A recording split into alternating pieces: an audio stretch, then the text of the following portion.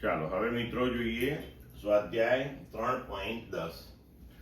એક ખુલ્લા મેદાનમાં એક કાર ચાલક એવો રસ્તો પકડે છે કે જે દરેક 500 મીટર અંતર બાદ તેની ડાબી બાજુ 60 ડિગ્રીના ખૂણે વળાંક લે છે. એક વળાંકથી શરૂ કરી કાર ચાલકના ત્રીજા, છઠ્ઠા તથા આઠમા વળાંક પાસે સ્થાનાંતર શોધો. આ દરેક સ્થિતિમાં કાર ચાલકની કુલ પથ લંબાઈની તેના સ્થાનાંતરના માન સાથે તુલના કરો.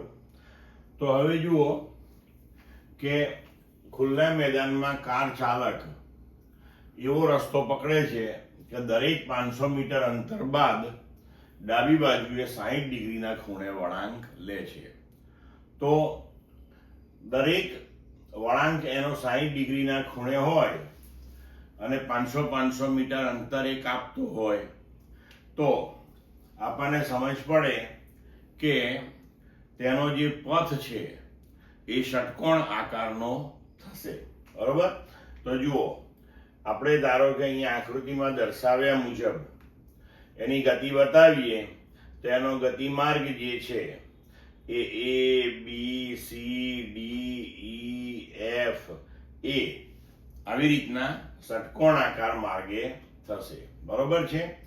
તો એથી ગતિની શરૂઆત કરી એણે સમક્ષિતિજ સાથે 60 ડિગ્રીના ખૂણે, પછી આ દિશા સાથે 60 ડિગ્રીના ખૂણે ફરી પાછો વળાંક, પાછો B થી C દિશા સાથે 60 ડિગ્રીના ખૂણે ફરીથી વળાંક, તો ષટકોણાકારનો પથ બનશે. હવે આપણને કહ્યું છે અહીંયા કે ત્રીજા, છઠ્ઠા તથા આઠમા વળાંક પાસે. બરોબર? તો આ પહેલો, બીજો અને આ ત્રીજો વળાંક. તો ત્રીજો વળાંક એટલે D પાસે, પછી ચોથો, પાંચમો અને છઠ્ઠો વળાંક એટલે ફરી પાછો A પાસે, પછી સાતમો અને આઠમો વળાંક C પાસે. તો એનો મતલબ એ થયો કે આપણે A થી D સુધીનું અંતર, પછી છઠ્ઠો વળાંક પતે ત્યારે તેણે કાપેલું અંતર, સ્થાનાંતર, અને આઠમો વળાંક પતે ત્યારે તેણે કાપેલું કુલ અંતર અને સ્થાનાંતરનું માન. આ બધું આપણે શોધવાનું છે. તો હવે આપણે શરૂ કરીએ કે ત્રીજા વળાંકના અંતે એ D પાસે હોય, આપણે ચર્ચા કરી. તો હવે A થી D એ એનો સ્થાનાંતર સદિશ થયો.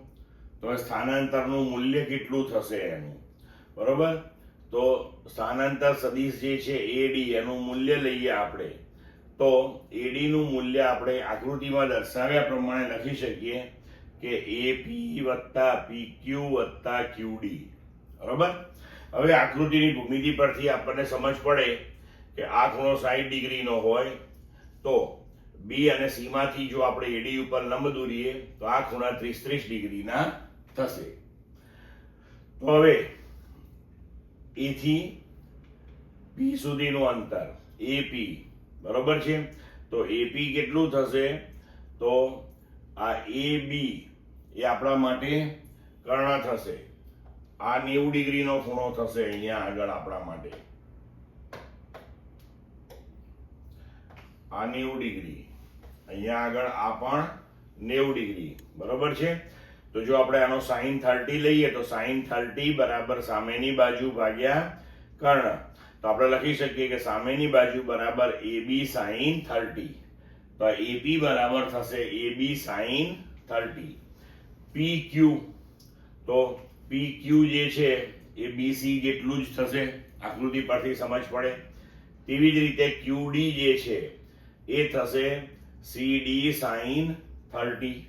તો હવે AB નું મૂલ્ય છે 500 મીટર, sin 30 1/2, પછી BC નું મૂલ્ય છે પાછું 500 મીટર. બરોબર? અને તે જ રીતે પછી આપણે CD sin 30, તો CD નું મૂલ્ય છે 500 into sin 30 એટલે 1/2. તો આપણને જવાબ મળશે 1 કિલોમીટર. હવે કુલ પથ લંબાઈ.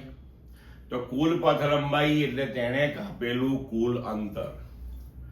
તો A થી B સુધી ગયો 500 મીટર, B થી C સુધી ફરી પાછા 500 મીટર, C થી D સુધી ફરી પાછા 500 મીટર.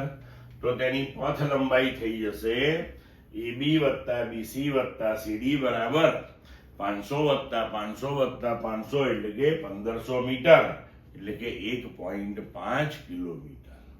હવે અહીંયા આપણે ત્રીજા વળાંકને અંતે જેમ શોધ્યું તેમ છઠ્ઠા અને આઠમા વળાંક માટે, તો છઠ્ઠો વળાંક એનો આવશે એ પાસે, બરોબર. તો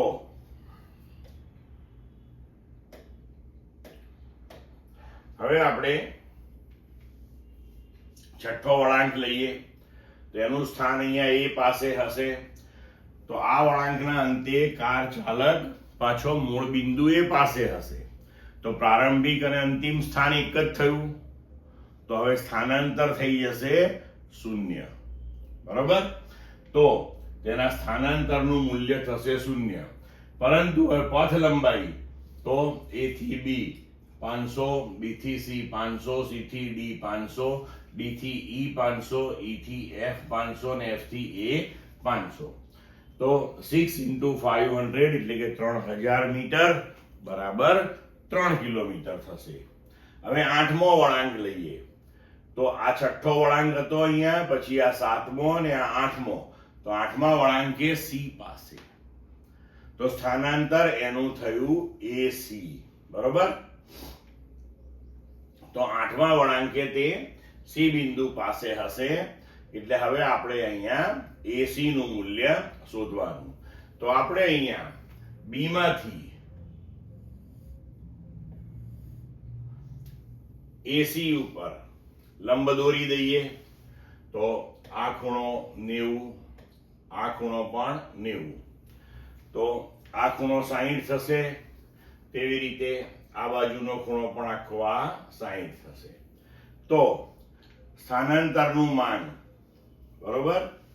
તો સ્થાનાંતરનું માન A થી C સુધીનું મૂલ્ય એટલે આપણે લખી શકીએ કે √AB² + BC² + 2AB BC cos θ, બરોબર. તો હવે આને આપણે કિંમતો મૂકી દઈએ. તો √500² + 500² + 2 500 500 અને AB અને BC વચ્ચેનો ખૂણો. તો આને જો તમે આમ એક્સટેન્ડ કરી દો તો આ ખૂણો આપણો 60 નો આવ્યો, કારણ કે આ બાજુ 180 અને 120 નો ખૂણો છે.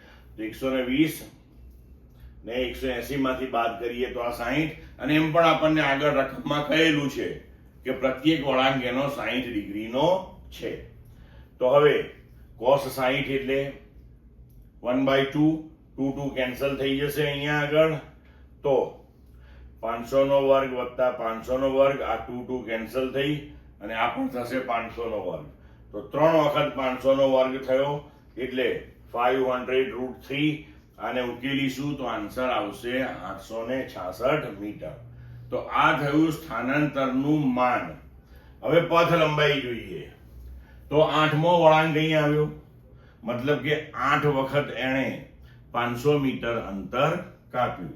એટલે આપણે લખી શકીએ કે 8 × 500 બરાબર 4000 મીટર, એટલે કે 4 કિલોમીટર. ક્લિયર મિત્રો?